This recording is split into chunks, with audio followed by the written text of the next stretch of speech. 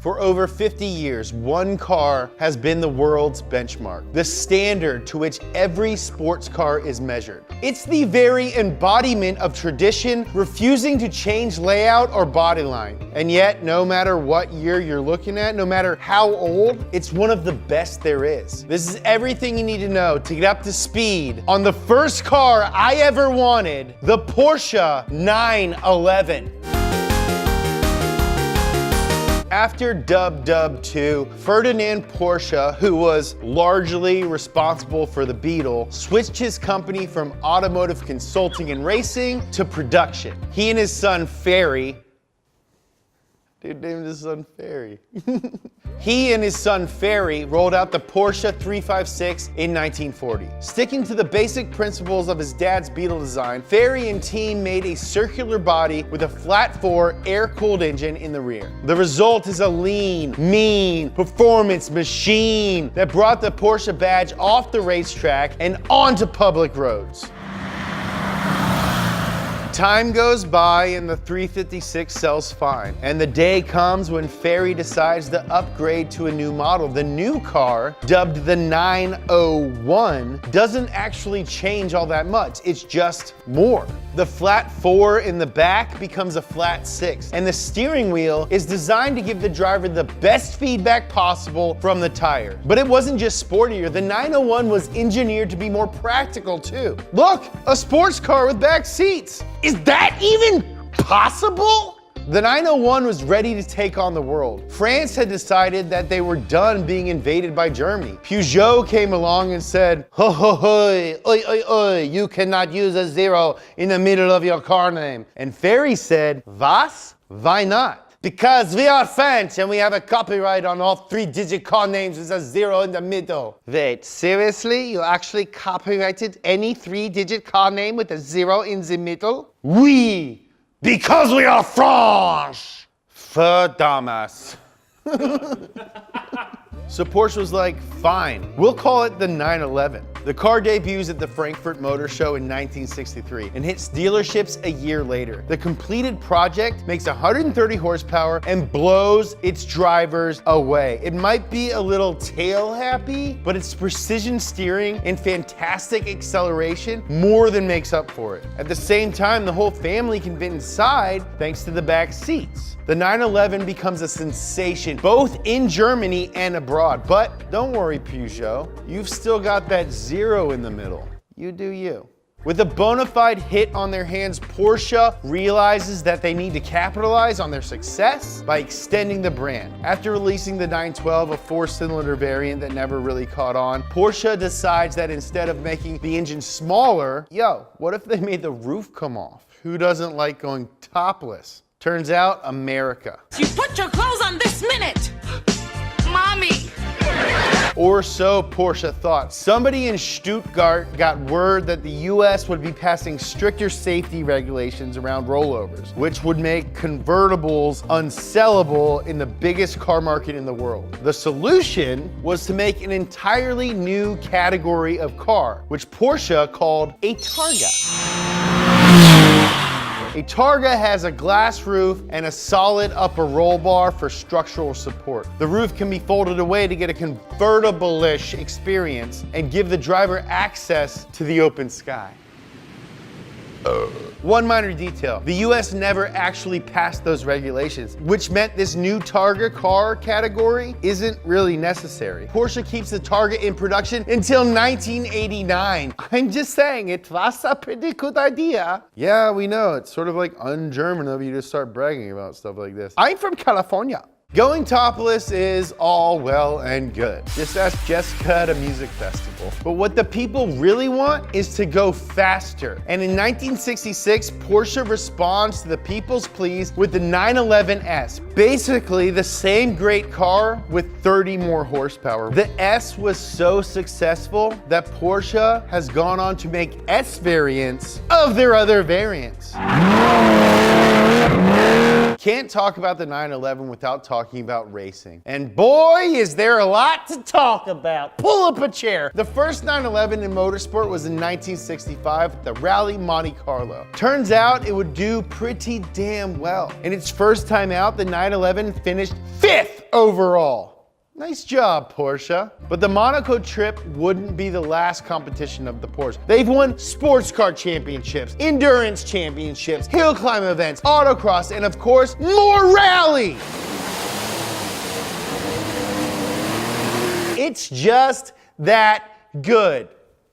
So, going into the 70s, Porsche knows exactly what it needs to do. Make more 911s with even more speed. For the 10-year anniversary, Porsche unveils the 911 Carrera RS. This marks the first time a 911 is called a Carrera, named after my ex-girlfriend, Carrera Panamericana. Carrera Panamericana. She was beautiful. I really love the way you touch my butt.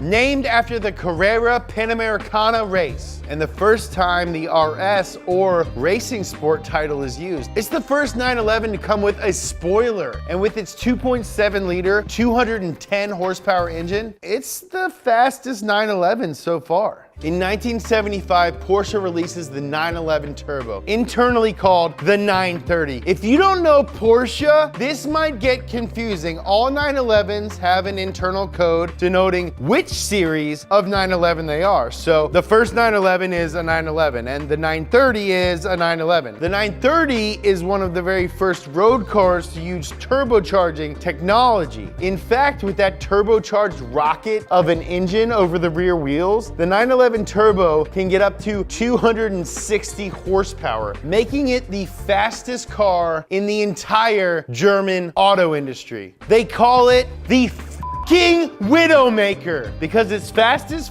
and it kills dudes. This car is timeless. Mid-engine supercars, that. Why have a V8 when you could have a flat 6? In 1989, Porsche decides it's time, at long last, to give the 911 a full refresh. While still called the 911, the refresh was internally called the 964 and is sold and marketed as the Carrera. This is the best looking car in the history of the world. It has a rear-wheel drive version just like all 911s before it, but for the first time, an all-wheel drive version too.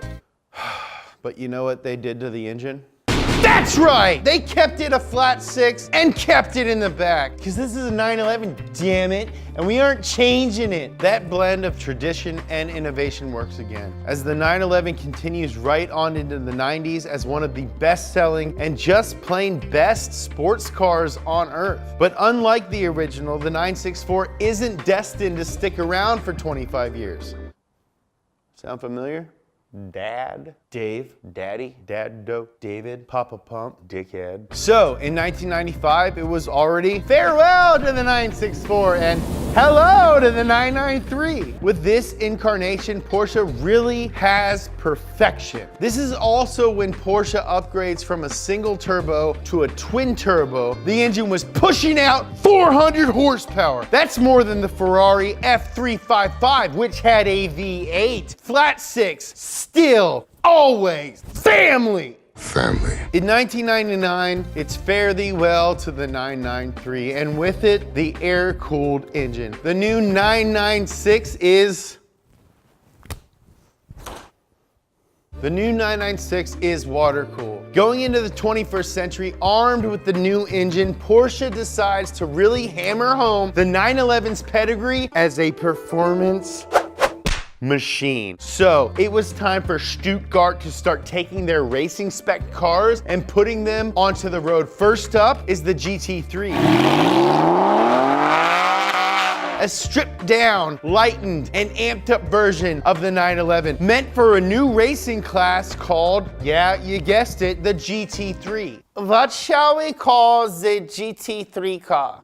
The GT3? Ah, I love it. You do? Yes, I do. I love you. Was? Nothing. The car hits the market with a smash! But for the truly insane, Porsche created an even more bonkers, even more hardcore version called the GT2. Guess what class of race that was named after? The GT2 class. Like the GT3, the GT2 is also a lighter, harder version of the 911, except the GT2 is even more. It's rear-wheel drive as opposed to the GT3's all-wheel, which makes it more crashy?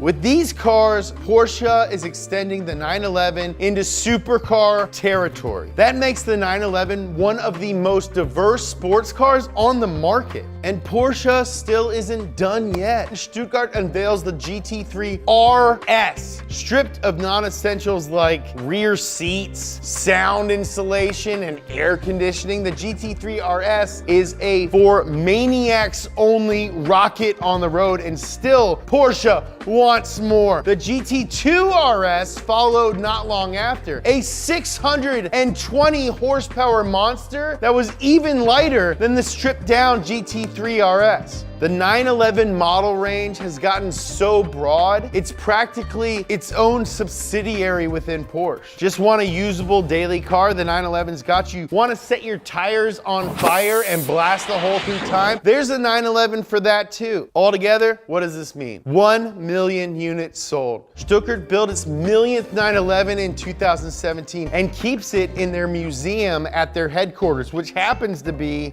at my house. There aren't a whole lot of high-end sports cars that sell anywhere near that many. And yet, according to Porsche, 70% of them are still on the road. A family car, a sports car, a supercar, and an absolute legend, all under one name. The Porsche 911 is the most iconic sports car in the history of the world.